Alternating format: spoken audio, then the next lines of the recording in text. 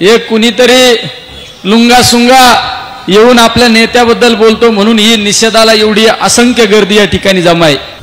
समाजामध्ये चांगलं काम करणाऱ्या नेतृत्वाबद्दल कोणाला तरी गरळ ओकायला लावतो।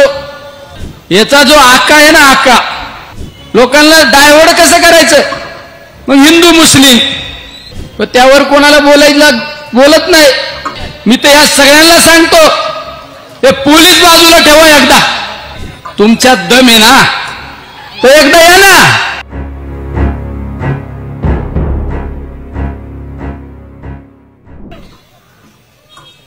लोकनेते राजाराम बापू पाटील यांच्याबद्दल जे चुकीच्या पद्धतीने त्यांच्याबद्दल जे शब्द वापरले त्याचा निषेध म्हणून आज या ठिकाणी असंख्य पाटील परिवारावर प्रेम करणारे या ठिकाणी सर्व माझ्या बंधू भगिनींनो, माझ्या तरुण मित्रांनो, महाराष्ट्र हा संस्कृतीपासून कुठेतरी लांब चाललेला आहे। आज या ठिकाणी प्रत्येकाच्या भाषणामध्ये एक उद्रेक होता। ज्यावेळेस मोर्चाला सुरुवात झाली त्यावेळेस सुद्धा प्रत्येकामध्ये एक उद्रेक होता की एवढ्या सुसंस्कृत नेत्याबद्दल, ज्यांनी ही पिढी घडवली, ज्यांनी समाज घडवला, त्या नेत्याबद्दल एक कुणीतरी लुंगा सुंगा येऊन आपल्या नेत्याबद्दल बोलतो म्हणून ही निषेधाला एवढी असंख्य गर्दी या ठिकाणी जमा आहे। आता एका वक्त्याने सांगितलं, हे बोलणारे ठेवलेले, याचा जो आका आहे ना, आका जो कुठेतरी इशीत बसून सांगतो, जाती जातीमध्ये भांडणं लावून देतो, समाजामध्ये चांगलं काम करणाऱ्या नेतृत्वाबद्दल कोणाला तरी गरळ ओकायला लावतो, त्या आकालाच धडा शिकवला पाहिजे। नाही सगळ्यात महत्वाचं आहे, कारण आज यांच्याकडे द्यायला काय नाही। देशाची परिस्थिती पाहिली, राज्याची परिस्थिती पाहिली, लोकांना निवडणुकीमध्ये मोठमोठ्याले आश्वासनं दिले, पण यांच्याकडे द्यायला काय नाही। मग आता लोकांना डायव्हर्ट कसं करायचं, मग हिंदू मुस्लिम। अरे 2014च्या आधी सर्व समाज एकत्र येऊन सण उत्सव एकत्र साजरे करीत होते, आणि असं काय झालं अचानक राज्यामध्ये जाती जातीमध्ये संघर्ष निर्माण करून देण्याचं काम यांनी जाणीवपूर्वक केलं, कारण यांच्याकडे विकासाचा अजेंडा नाही। आज राज्यामध्ये अतिशय जास्त पावसामुळे, ढगफुटीमुळे शेतकरी हवालदिल झाले, शेतकऱ्यांचं नुकसान झालं, शेती वाहून गेली, माल वाहून गेला, घरं वाहून गेले, दुकानं वाहून गेले, त्यांना त्या ठिकाणी तात्काळ मदत करणं गरजेचं आहे, पण त्यावर कोणाला बोलत नाही।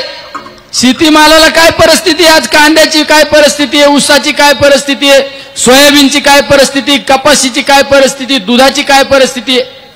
माझ्या शेतकऱ्याला आत्महत्या करण्याची वेळ आलेली आहे, त्यावर कोणी बोलायला तयार नाही। आमच्या तरुण बेरोजगारांबद्दल बोलायला तयार नाही कोणी। फक्त समाजामध्ये संघर्ष निर्माण करायचा, समाजामध्ये काही असे वाचावीर तयार करून ठेवले त्यांनी, गावागावात जायचं आणि काहीतरी गलिच्छ पद्धतीने बोलायचं आणि लोकांचं लक्ष डायव्हर्ट करायचं। त्यामुळे त्यांना धडा शिकवण्याची वेळ आलेली आहे, धडा शिकवण्याची वेळ आलेली। मी तर या सगळ्यांना सांगतो, हे पोलीस बाजूला ठेवा एकदा, आणि होऊन जाऊन द्या तुमच्यात काय, कितने तुम हमारे में कितना दम है और तुम्हारे में कितना दम है, एकदा दाखवू ना। हे घेऊन फिरताना काल कुणीतरी सांगितलं, जो कुणीतरी वाचावीर बोलला तो पहिला 2 पोलीस घेऊन फिरत होता, आता 4 पोलीस दिलेत, आता 10 देतील। तुमच्यात दम आहे ना तो एकदा या ना, एकदा या रणांगणात, एकदा तुम्ही राहू नाही तर आम्ही राहू, पण असे बालिश धंदे बंद करा ना, बालिशपणा बंद करा। आणि सांगितलं जातं, मीडियावर सांगितलं जातं आम्ही समज देऊ, अरे तू जरा दम देऊन सांगितलं, ताकद आहे का कोणाची?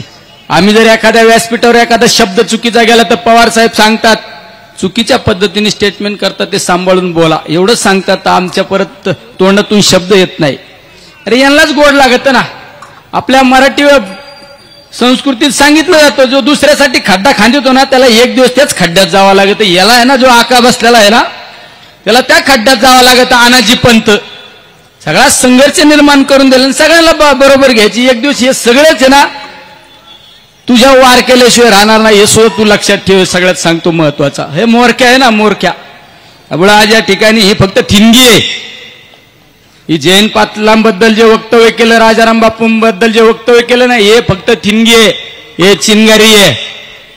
त्याला आग लागल्याशिवाय राहणार नाही हे लक्षात ठेव. तू बसलेला असं नाही तिकडे येशीच्या माग पुढे लाल दिव्याच्या गाडी घेऊन फिरणाऱ्यांना सांगतो मी, हे फक्त ठिणगी आहे, त्याला आग लागल्याशिवाय राहणार नाही. कारण या भूमीने, या सांगलीकरांनी, या सातारेकरांनी, या कोल्हापूरकरांनी राज्याला दिशा दिलेली. यशवंतराव चव्हाण, वसंतदादा पाटील यांनी राज्याला दिशा दिलेली आहे आणि त्यांच्याच पावलावर पाऊल ठेवून समर्थपणे या राज्याचं, देशाचं राजकारण केलं. संस्कृतपणे, सुसंस्कृतपणे केलं असेल ते आदरणीय पवार साहेबांनी, आदरणीय पवार साहेबांच्या नेतृत्वाखाली आपण सगळेजण काम करतो. त्यामुळे तुम्ही जे वक्तव्य केलं त्याला तुम्हाला धडा शिकवल्याशिवाय जनता तुम्हाला स्वस्थ बसणार नाही हे तुम्हाला या ठिकाणी सांगतो.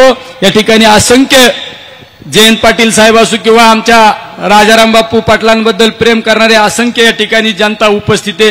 तर सर्वांना धन्यवाद देतो. थांबतो. रामकृष्ण हरी. धन्यवाद.